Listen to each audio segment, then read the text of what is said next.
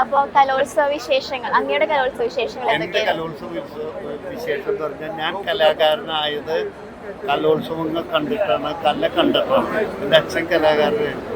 അതുപോലെ കലോത്സവ രീതി തുടങ്ങിയ ചെണ്ടമേളം, തായമ്പക തുടങ്ങിയ കാലം കൊണ്ട് കുട്ടികളെ കോച്ചിങ് കൊടുത്ത് കലാവേദിയിൽ നയിക്കാൻ, അതുപോലെ ഓരോ കലോത്സവത്തിനും സംഘാടകനായിട്ട്, അതുപോലെ കലാകാരനായിട്ട്, കല പ്രൊമോട്ട് ചെയ്യുന്ന ആളായിട്ട്, ജഡ്ജിയായിട്ട് പല ഭാഗത്തും കലോത്സവത്തിൽ പങ്കെടുത്തിട്ടുണ്ട്.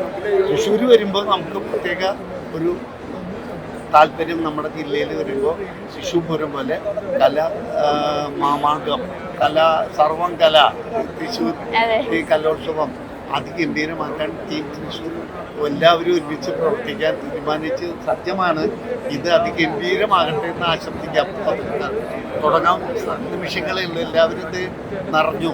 കലാകാരന്മാരും കലാകാരികളും തൃശ്ശൂർ നടന്നു. തൃശ്ശൂർ എന്ന് പറഞ്ഞാൽ സെൻട്രൽ കേരള. സെൻട്രൽ കേരളയിൽ തൃശ്ശൂർ നടക്കുന്ന പോലെ കലോത്സവം നടക്കാൻ പറ്റിയ രീതിയില്ല. കലോത്സവം അതൊരു പൂരത്തിന്റെ ഒരു വൈബിലാണല്ലേ പ്രാവശ്യം. അത് ഗംഭീരാക്കണം. അപ്പൊ അവിടെ ഇലഞ്ഞിത്തറ മേളം നല്ലോണം കൊട്ടിക്കേറുന്നുണ്ട്. അപ്പോൾ സാർ ഇവിടെ ഇരിക്കുന്നുണ്ട്. അപ്പൊ ഒരുപാട് തവണ തൃശ്ശൂരിന്റെ മണ്ണില് തൃശ്ശൂർ പൂരത്തിന് വേണ്ടി കൊട്ടിയിട്ടുണ്ടെങ്കിലും കലോത്സവത്തിന് വേണ്ടി കൊട്ടുന്നത് ആദ്യമായിട്ടാണോ?